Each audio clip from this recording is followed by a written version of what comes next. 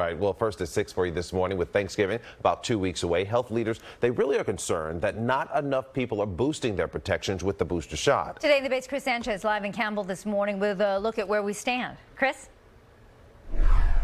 Well, good morning to you, Marcus and Laura. So far, about 3 million Californians have gotten a dose of the COVID booster shot at pharmacies and other locations.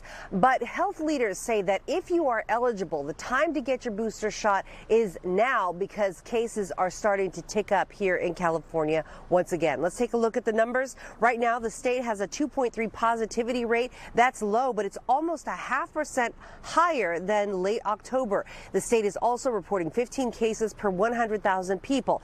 But look at this. There's been a 4% increase in hospitalizations in just the last 2 weeks, almost all among unvaccinated people. Now, so far, 20 million people in the U.S. have gotten a COVID booster. As I mentioned, 3 million here in California.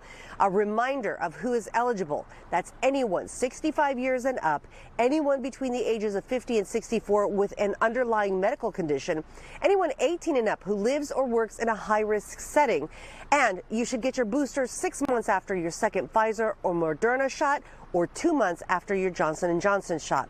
Some people say they're ready, others people say they're not. I had 2 shots, and now I'm trying to get the final one, at least for this year anyway, and be done with it. It's very hard to find. I got both shots. I'm fully vaccinated. My family is fully vaccinated, but I feel like getting the booster right now might be a little too much too soon.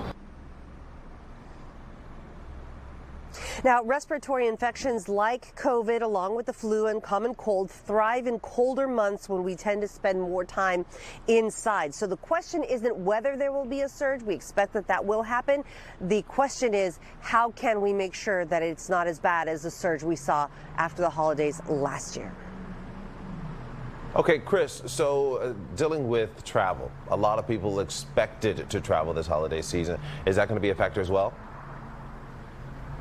Well, you know, more people are traveling because they feel protected and they are fully vaccinated. But we also know that those borders opened up again, so more people are moving in and out. International travelers from 30 countries can now come to the United States. That could bring some COVID infection rate risk also. But bear in mind that even if you don't go someplace internationally or you're not receiving guests internationally, there are higher rates of COVID in pockets of unvaccinated communities like the Central Valley. So even if you're just going to visit your family in Fresno or Bakersfield, where the vaccination rate is lower, you could be at risk, and their COVID booster shot will provide you that extra layer of protection. Yeah, and continue to mask up. All right, Kris Sanchez this morning. Kris, thank you.